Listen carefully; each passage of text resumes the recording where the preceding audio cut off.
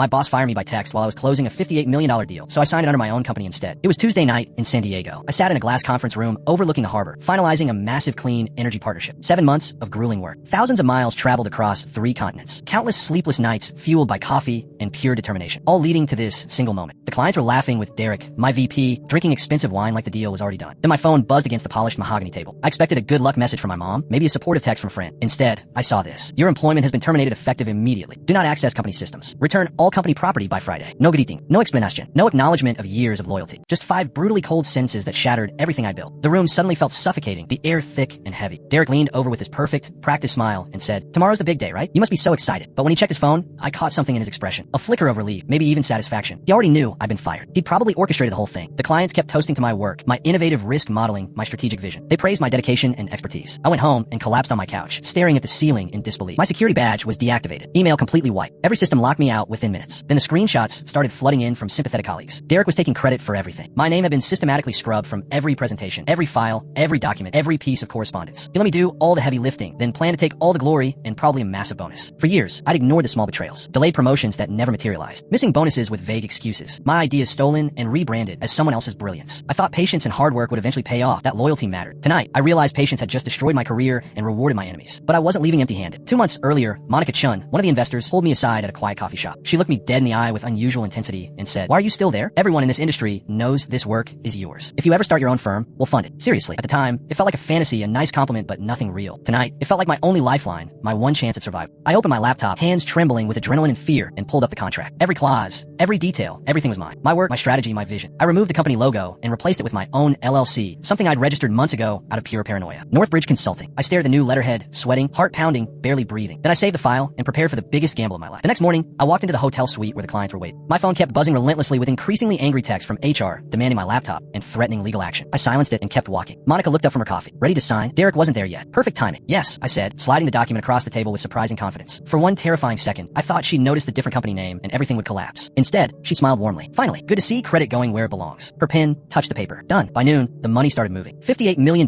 wired directly into Northbridge's account. I watched the confirmation email arrive and felt like I might pass out. Back at my old company, total chaos erupted. A friend from IT sent me a screenshot of their panicked internal chat. "Wait, why is the client contract under a different company? Where's our commission?" At 2:47 p.m., Derek called. I let it ring, savoring each buzz. Then came his desperate text. "We need to talk. This isn't what it looks like. There's been a misunderstanding." I replied with a screenshot of the firing message. No words, just proof. 2 days later, the headlines dropped. Northbridge Consulting secures landmark $58 million energy deal. My old company wasn't mentioned once. I printed that firing text and framed it on the wall of my new office. Clients see it and always ask about it. I just smile, because the message they thought would end my career became the foundation of my empire.